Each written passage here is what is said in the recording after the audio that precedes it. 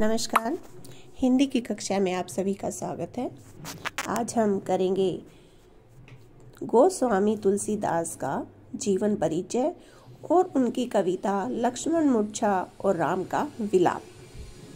पहले उनका जीवन परिचय करते हैं। गोस्वामी तुलसीदास हिंदी साहित्य के भक्ति काल की सगुण धारा की राम भक्ति शाखा के मुकुट शिरोमणि माने जाते हैं। यानी एक महान रचनाकार रहे हैं। इन्होंने रामचरितमानस जैसी महान रचना की है। तुलसीदास जी एक भगत के साथ साथ लोकनायक भी थे। तुलसीदास के जन्म स्थान, तिथि एवं परिवार के बारे में विद्वान एक मत नहीं है। कुछ विद्वानों ने इनका जन्म शौरों में भाद्रपद शुक्ल एकादशी मंगलवार विषव संवत 1589 माना है और इनका जन्म उत्तर प्रदेश के बांदा जिले के राजापुर में माना जाता है। एक दोहा है इनके जन्म के संबंध में। 1554 विषय कालिंदी के तीर, श्रावण शुक्ला सप्तमी तुलसी धरे शरीर। इनके पिता का नाम पंडित आत्माराम, माता का नाम तुलसी था। जन्म के समय वे रोए नहीं थे, बल्कि उन्होंने राम नाम उच्चारण किया था, जिससे उनका नाम राम बोला पड़ गया। अशुभ मुहूर्त में जन्म लेने के कारण इनके माता पिता ने इन्हें त्याग दिया। जन्म के 3 दिन बाद ही इनकी माता का देहांत हो गया। बाद में मुनिया नामक दासी ने इनका पालन पोषण किया, लेकिन इसकी मृत्यु के पश्चात इन्हें द्वार द्वार भीख मांगकर पेट भरना पड़ा।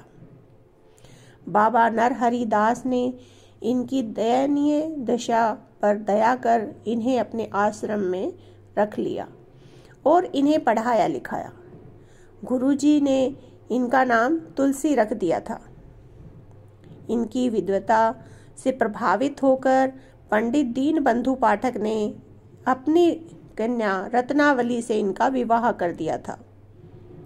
तुलसी को अपनी पत्नी से अगाध प्रेम था। तुलसी राम के भक्त थे और उनकी श्रावण शुक्ला सप्तमी विक्रमी संवत 1680 में मृत्यु हो गई। इसके लिए भी एक दोहा प्रसिद्ध है। संवत 1680 असी गंग के तीर, श्रावण शुक्ला सप्तमी तुलसी तजो शरीर। तो ये तो था तुलसीदास जी का जीवन परिचय। तुलसीदास की रचनाओं के बारे में पढ़ें तो तुलसीदास जी ने 12 प्रमाणिक ग्रंथ लिखे हैं। रामचरितमानस, वैराग्य संदीपनी, राम लल्ला नच्छू, बरवे रामायण, पार्वती मंगल, जानकी मंगल, रामाज्ञा प्रश्न, दोहावली, कवितावली, गीतावली, कृष्ण गीतावली और विनय पत्रिका। ये इनकी प्रमाणिक ग्रंथ हैं। इनके अलावा भी उनकी बहुत ही प्रचलित जो रचनाएं हैं, बजरंग बाण है, भरत मिलाप, हनुमान चालीसा, हनुमान पंचक, हनुमान बाहुक, गीता भाषा, छप्पे रामायण आदि ग्रंथ भी तुलसी के नाम से प्रचारित किए जाते हैं। आज भी इनको पढ़ा जाता है। इन्होंने ब्रज और अवधी दोनों भाषाओं का प्रयोग किया है। तो ये तो था तुलसीदास जी का परिचय। अब हम पढ़ेंगे तुलसीदास जी की कविता लक्ष्मण मूर्छा और राम का विलाप। लक्ष्मण मूर्छा और राम का विलाप। दोहा है। तव प्रताप उर राखी प्रभु जेहू नाथ तुरंत, अस कही आयसु पाय पद बंदी चलु हनुमंत। भरत बाहु बलशील गुण प्रभु पद प्रीति अपार, मन मुँह जात सरहात पुनि पुनि पवन कुमार। तो सबसे पहले हम इसके शब्दार्थ देखते हैं। तव तुम्हारा, प्रताप बल, उर हृदय, राखी रखकर, जेऊ जाऊंगा, तुरंत इसी समय, अस ऐसा, आयसु आज्ञा, पद चरण, बंदी वंदना, बाहुबल भुजाओं की शक्ति, पुनि पुनि बार बार, और पवन पुत्र यानी पवन कुमार हनुमान। तो यहाँ पर इसमें तुलसीदास ने रामचरितमानस के लक्ष्मण मूर्छा और राम का विलाप शीर्षक प्रसंग से लिया गया है इसको। इसमें जब लक्ष्मण मूर्छित हो जाते हैं तब हनुमान जी उनके लिए संजीवनी बूटी लेने जाते हैं। तो जब वो जा रहे हैं तो उन्हें राक्षस समझकर भरत ने उन पे तीर मारा था। हनुमान जी राम नाम लेकर मूर्छित हो गए। भरत ने उन्हें स्वस्थ किया और उनसे सब विवरण जानकर पछताने लगे। समय बीतता देखकर भरत ने हनुमान जी को अपने बाण पर चढ़ाकर राम जी की ओर प्रस्थान करने को कहा। तो उसके बारे में है, हनुमान जी भरत जी से कहते हैं कि हे प्रभु, मैं आपका प्रताप अपने हृदय में रखकर तुरंत ही प्रभु स्वामी श्री राम जी के पास चला जाऊंगा। ऐसा कहकर और भरत से आज्ञा प्राप्त करके उनके चरणों की वंदना करके हनुमान जी वहां से चल पड़े। भरत जी के बाहुबल यानी भुजाओं के बल, सील, स्वभाव, गुण और प्रभु के श्री राम के चरणों के प्रति उनका अपार प्रेम देखकर हनुमान जी मन ही मन उसकी सराहना करते हुए चले जा रहे हैं।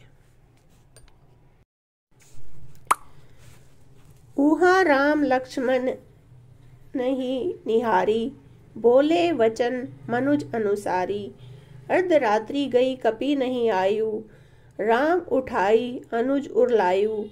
सकू ने दुखित देखी मोहि काऊ, बंधु सदा तो मृदुल स्वभाव। मम हित लागी तजेऊ पितु माता, सहेऊ विपिन हिम आतप बाता। तो पहले इसके शब्दार्थ देखिए। ऊहा वहाँ, लक्ष्मणी लक्ष्मण को, निहारी देखा, मनुज अनुसारी मनुष्य के अनुसार, अर्ध आधी, राति रात, कपि वानर यानी हनुमान, आयु आए, अनुज छोटा भाई लक्ष्मण, उर हृदय, लायु लगाया, सखु सके, दुखित दुखी, मोही मुझे, बंधु भाई, तव तुम्हारा, मृदुल यानी कोमल, सुभाव स्वभाव, मम मेरा, हित भला, लागी तक, तजेऊ छोड़ दिया, सहेऊ सहन किया, हिम बर्फ या सर्दी, आतप गर्मी, बाता वायु आंधी। तो ये तो थे इसके शब्दार्थ। अब आगे देखिए।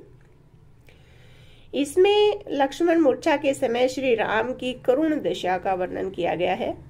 प्रभु राम की करुण व्यवस्था का चित्रांकन करते हुए तुलसीदास जी कहते हैं, वहां युद्ध क्षेत्र में राम मूर्छित हुए लक्ष्मण को देखकर एक साधारण मनुष्य के अनुसार बोलने लगे। अर्थात कवि का आशय है कि लक्ष्मण के मूर्छित होने पर श्री राम का हृदय इतना व्याकुल हो उठा कि वे एक साधारण मानव की तरह विलाप करने लगे, रोने लगे। वे लक्ष्मण को देखकर करुण दशा में बोल पड़े कि आधी रात व्यतीत हो गई है, लेकिन अभी तक हनुमान जी नहीं आए हैं, औषधि लेकर वो नहीं पहुंचे हैं। यह कहकर राम ने अपने छोटे भाई लक्ष्मण को नीचे से उठाकर अपने हृदय से लगा लिया। कहने का भाव है कि हनुमान के न आने पर श्री राम बहुत ज्यादा व्याकुल हो गए और उन्होंने अपने छोटे भाई को अपने हृदय से लगा लिया।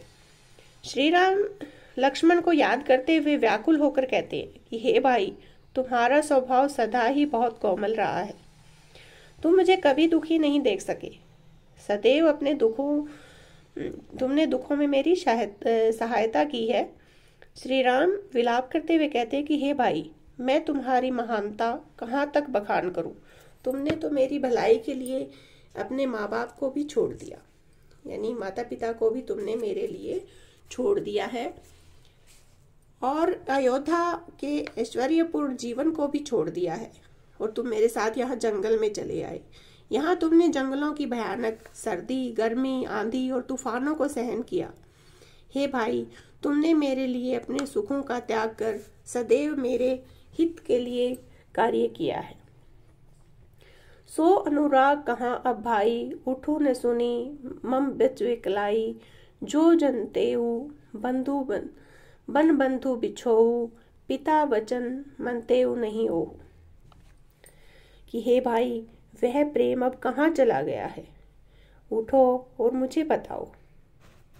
विकलाई यानी व्याकुल हो गए हैं वो, यानी कि तुम्हारा जो प्रेम था मेरे प्रति वो अब कहाँ चला गया है। तुम पहले की तरह मुझसे प्रेम क्यों नहीं कर रही हो। और वो विलाप करते हुए कहते हैं कि तुम मेरे वचनों की व्याकुलता को सुनो और उठकर मुझे जवाब दो। जो जनते वन बंधु बिछो, अगर मुझे पता होता कि वन में जाने से मेरा भाई मुझसे बिछुड़ जाएगा तो मैं अपने पिता के वचनों को कभी भी स्वीकार नहीं करता, यानी कि मैं वन में जाने के लिए नहीं कहता। सुत बित नारी भवन परिवारा, हो ही जाही जग बारी बारा। अस विचारी जिय जागो ताता, मिले न जगत सहोदर भ्राता। तो यहाँ पर कवि कहते हैं कि सुत यानी बेटा, बित धन संपत्ति, नारी पत्नी या स्त्री, भवन घर महल, परिवार परिवार या कुल के लोग, जग संसार, बारी बार, अस ऐसा, विचारी सोचकर, जी हृदय, ताता भाई, सहोदर सगा भाई। तो इसमें जो है श्री राम जी जो दुखी हो जाते हैं अपने भाई को मूर्छित देखकर, तो वो कहते हैं कि सुत बित नारी भवन परिवारा, कि बेटा, धन संपत्ति, पत्नी, घर परिवार, ये सब हो ही जाए जग बारी बारा। ये जो सब होते हैं इनको दोबारा से प्राप्त किया जा सकता है, यानी कि अगर ये नष्ट हो जाए तो दोबारा से मिल जाते हैं, लेकिन अपार यत्न करने पर भी संसार में एक माँ के पेट से जन्म लेने वाले भाई नहीं मिलते। इसलिए हे भाई, तुम हृदय में अपना ऐसा विचार करके जाग जाओ। यहाँ कवि का मतलब है कि संसार में पुत्र पत्नी, धन संपत्ति, भवन और परिवार तो बार बार मिल जाते हैं, लेकिन लक्ष्मण जैसा आदर्श भाई कभी दोबारा नहीं मिलता है। जथा पंख बिनु खग अति दीना, मणि बिनु फनी करीबर करहिना। अस मम जीवन बंधु बिन तोही, जो जड़ देव जी आवे मोही। जेऊ अवध कवन मुँह लाई, नारी हेतु प्रिय भाई गवाई। बरु अपचस सहेतु जग माही, नारी हानि विशेष क्षति नाही।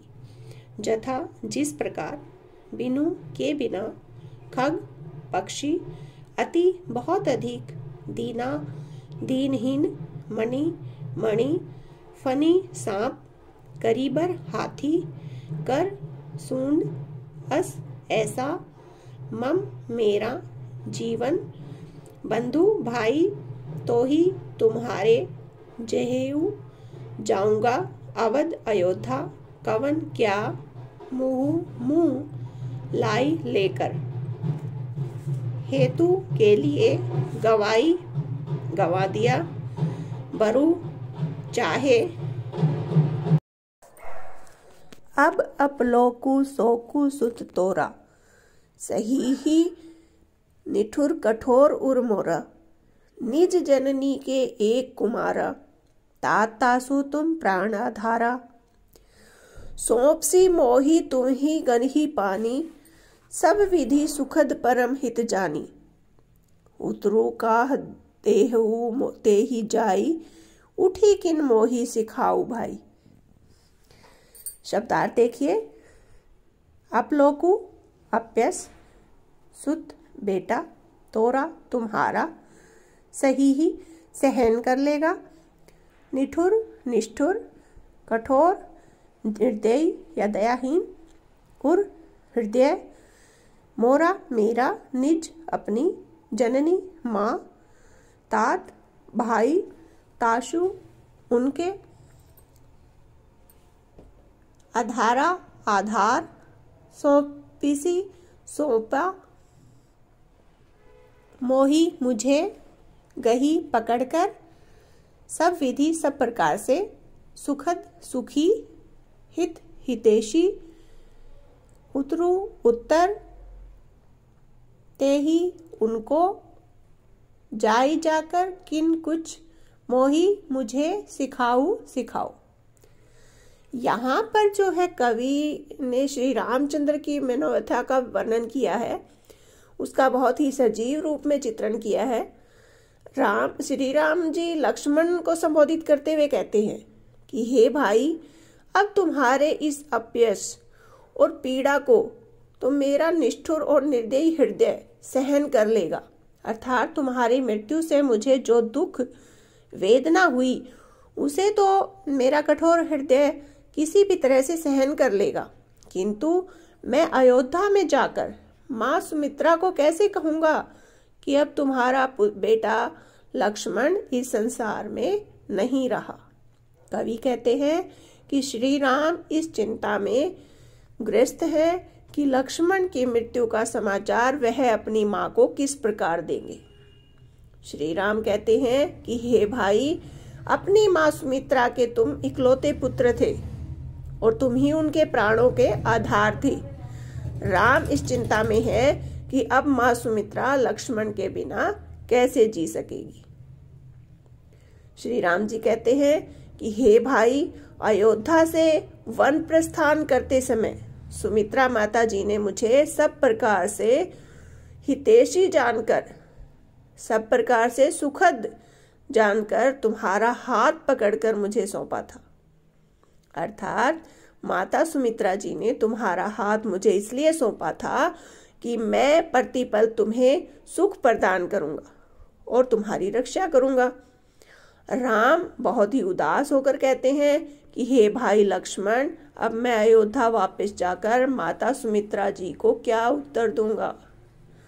तुम ही स्वयं उठकर मुझे कुछ सिखाओ, तुम ही बताओ कि तुम्हारी माता जी के प्रश्नों का क्या उत्तर दूंगा जब वे पूछेंगी कि मेरा लखन कहाँ है, जिसको मैंने तुम्हारे हाथों सौंपा था।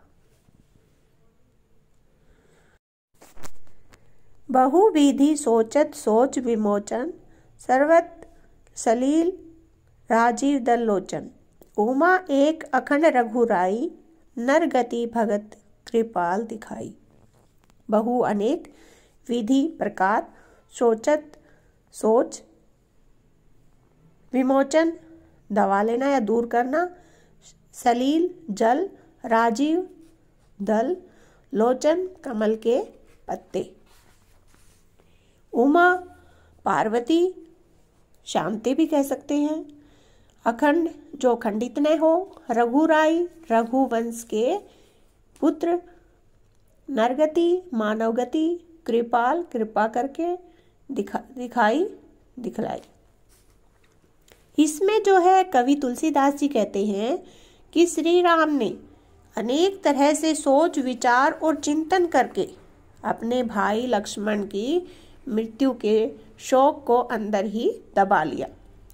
तभी उनके कमल रूपी सुंदर नेत्रों से आंसू बहने लगे। श्री राम अत्यंत दुखी होकर फूट फूट कर रोने लगे।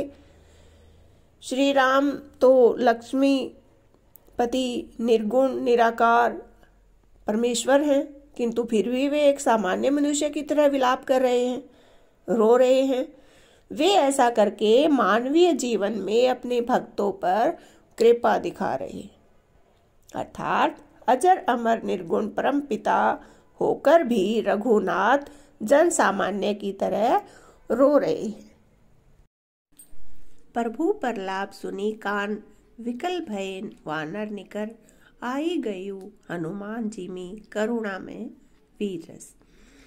पहले शब्दार्थ देखते हैं। प्रलाप विलाप, विकल परेशान, वानर बंदर, निकर समूह या झुंड, जिमी जैसे, और मैं। यहाँ पर जो है लक्ष्मण मूर्छा और राम का विलाप का वर्णन किया है तुलसीदास जी ने। लक्ष्मण की शक्ति बाण लगने के बाद राम का विलाप धीरे धीरे प्रलाप में बदलता गया। राम का ईश्वरीय रूप जो है वो एक सामान्य मानव जैसा हो गया। हनुमान जी संजीवनी बूटी लाने में उन्हें समय लग रहा था, इसलिए सारे दुखी थे। लक्ष्मण की मूर्छा के कारण दुखी राम का प्रलाप सुनकर वानर सेना अत्यंत व्याकुल हो गई। वानर समूह परेशान हो गया, पर उसी समय हनुमान जी संजीवनी बूटी लेकर आ गए। उनके आने से ऐसा प्रतीत हुआ जैसे करुण रस में वीर रस प्रकट हो गया हो। यानी कि सभी बहुत दुखी थे, और जैसे ही हनुमान जी आते हैं तो सब में उत्साह भर जाता है। यानी पल भर पहले प्रलाप कर रहे राम और उनके प्रलाप से परेशान वानर सेना उत्साह से भर गई। चारों तरफ प्रसन्नता का माहौल हो गया। हर्षे राम भेटेउ हनुमाना, अति कृतज्ञ प्रभु परम सुजाना। तुरत बैद तब किन्ही उपाई, उठी बैठी लक्ष्मण हर्षाई। हृदय लाई प्रभु भेटो भ्राता, हर्षे सकल भालू कपि ब्राता। कपि पुनि बैद जहाँ तहाँ पहुँचावा, जेहि विधि तभी ताही लई आवा। हर्षी खुश होकर, भेटेउ भेंट की, अति बहुत अधिक, कृतज्ञ कृतज्ञता, तुरंत तुरंत, वैद वैद्य, उपाई उपाय, हर्षाई खुश होकर, भेटेउ मिले, सकल समस्त, कपि वानर, बाता भाई, ताही जहाँ से, और लई आवा लेकर आए थे। यहाँ जो है कवि ने लक्ष्मण की सचेत अवस्था का चित्रण किया है, जिसे देखकर श्री राम और उसकी राम की सेना हर्षित हो उठी थी। कवि कहते हैं कि संजीवनी औषधि लेकर आए हनुमान से श्री राम जी ने भेंट की। परम सुजान श्री राम ने उनके प्रति अपार कृतज्ञता प्रकट की। वो खुश हो गए। शीघ्र ही सुषैण नामक वैद्य ने उपचार किया। वैद्य के उपचार से शीघ्र ही लक्ष्मण जी हंसते हुए उठ गए। लक्ष्मण जी को चेत अवस्था में देखकर प्रभु श्री राम अत्यंत खुश हुए। उन्होंने अपने भाई लक्ष्मण को अपने हृदय से लगा लिया। राम को हंसता हुआ देखकर सेना ने समस्त भालू, हनुमान, वानर भाई अत्यंत खुश हो गए। लक्ष्मण को जीवित और राम को हंसता हुआ देखकर राम की सेना में खुशी की लहर दौड़ पड़ी।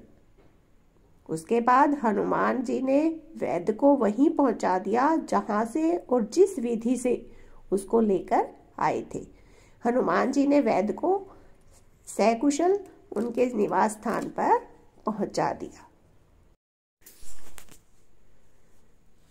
जब यह सारा समाचार लंकापति रावण ने सुना, इस बात को सुनकर कि लक्ष्मण जो है जीवित हो गया, इस बात से रावण अत्यंत दुखी हुए और बार बार अपना सिर पटकने लगे। वे बहुत अधिक व्याकुल हो गए। कुंभकर्ण के पास सहायता मांगने के लिए आए। रावण ने अनेक प्रयास करके कुंभकर्ण को नींद से जगाया। कुंभकर्ण तरह तरह के प्रयास करने पर भी नींद से जागृत नहीं हो रहे थे। बड़ी ही मुश्किल से कुंभकर्ण नींद से जागृत हुए। वह नींद से जागा हुआ ऐसा प्रतीत हो रहा था मानो यमराज के शरीर को धारण कर लिया हो। रावण को देखकर कुंभकर्ण ने पूछा कि हे भाई, कहो कैसे आए हो और तुम्हारे मुख पर व्याकुलता कैसी है, अर्थात तुम इतने दुखी क्यों हो, दुखी क्यों दिखाई दे रहे हो। जागा निशिचर देखी कैसा, मानु कालू देह धरी बैसा। कुंभकर्ण बुझा कहू भाई, काहे तव मुँह रहे सुखाई। कथा कही सब ते ही अभिमानी, जे ही प्रकार सीता हरि आनी। तात कपिन सब निशाचर मारे, महा महा जोधा संहारे। दुर्मुख सुर रिपु मनुज आहारी, भटक अतिकाय अकंपन भारी। अपर महोदर आदिक बीरा, परे समर में सब रणधीरा। वृतांत सुनाया है यहाँ पे। तो पहले शब्दार्थ देखिए। निशाचर राक्षस, मानु मानो, कालू काल यानी यमराज, देहधरी शरीर धारण करना, तव तुम्हारा कथा कहानी, तेही उस, जेही जिस, हरि हरण किया, आनी लाए, जोधा योद्धा, दुर्मुख कड़वी जुबान बोलने वाले, सुर रिपु देवताओं के शत्रु, मनुज आहारी मनुष्य को नष्ट करने वाला, भट योद्धा, अतिकाय विशाल शरीर वाला, महोदर महान पेट वाला, समर युद्ध, मही भूमि, रणधीरा रणधीर। यहाँ पर कवि कहते हैं कि जब रावण ने अनेक प्रयास करके कुंभकर्ण को नींद से जागृत किया, जब वो जाग गया तो वह नींद से जागा हुआ ऐसा प्रतीत हो रहा था मानो उसने यमराज के शरीर को धारण कर लिया हो। यानी वो राक्षस जो है जागा हुआ यमराज जैसा दिखाई दे रहा था। रावण को देखकर कुंभकर्ण ने पूछा कि हे भाई कहो कैसे आए हो और तुम्हारे मुख पर व्याकुलता कैसी है, अर्थात तुम इतने दुखी दिखाई क्यों दे रहे हो। तब रावण ने श्री राम के साथ क्या हुआ, रावण ने कैसे सीता को हरण कर लिया उसके बारे में बताया कि जिस प्रकार वह सीता का हरण करके लेके आया था, उस अभिमानी रावण ने यह समस्त कथा अपने भाई कुंभकर्ण को सुनाई। रावण अपने भाई को संबोधित करते हुए कहता है कि हे तात, हे भाई, हनुमान ने हमारे सभी राक्षसों को मार गिराया है तथा हमारे बड़े बड़े योद्धाओं का राम सेना ने संहार कर दिया है। दुर्मुख, देवशत्रु, मनुष्य भक्षक, भट, अतिकाय यानी बड़े पेट वाले, अकंपन, महोदर, बड़े पेट महोदर आदि दूसरे सभी रणधीर वीर रणभूमि में मारे गए। यानी कि वो अपने वीरों के जो है गुणों का बखान करते हुए कहता है कि इतने बड़े बड़े हमारे योद्धा थे, वो सब मारे गए। आज हमारी सेना के बड़े बड़े योद्धा वीरगति को प्राप्त हो गए हैं। सेना में कोई महान योद्धा नहीं बचा है। यानी यहाँ पर रावण अपने भाई को सारी बातें बताता है कि किस तरह से राम की सेना ने हमारे सभी योद्धाओं का संहार कर दिया है। सुनी 10 कंधर वचन तब कुंभकर्ण विकलान, जगदम्बा हरि आनी अब सट चाहत कल्याण। 10 कंधर 10 मुख वाला रावण विकलान बिलखने लगा, फूट फूट कर रोने लगा। जगदम्बा जगत जननी माँ, हरि प्रभु, आनी अन्य, सट दुष्ट, कल्याण कल्याण। तो यहाँ पे कवि रावण के वचनों से व्याकुल होकर कुंभकर्ण की व्याकुलता का वर्णन यहाँ पर किया गया है कि रावण के जो वचन है वो सुनकर कुंभकर्ण कितने व्याकुल हो जाते हैं। यहाँ पर कवि तुलसीदास जी कहते हैं कि कुंभकर्ण रावण के वचनों से इतना व्याकुल हो उठा, वह व्याकुल होकर मन ही मन चिंतन करने लगा कि यह मूर्ख तो साक्षात जगत जननी माँ अम्बा का हरण करके लाया है। ऐसा प्रतीत होता है कि अब जगदम्बा भी इस दुष्ट पापी रावण का कल्याण करना चाहती है, अर्थात अब रावण का विनाश निश्चित है, अब इसे कोई नहीं बचा सकता। यानी कुंभकर्ण भी जो है ये पहचान जाता है कि वो कोई साधारण स्त्री नहीं है, बल्कि वो माँ जगदम्बा है, यानी जगत जननी है, और उसको वो उठा कर लाया है, तो इसका विनाश निश्चित है। ये थी हमारी लक्ष्मण मूर्छा और राम का विलाप कविता तुलसीदास जी की रचना रामचरितमानस से ली गई थी।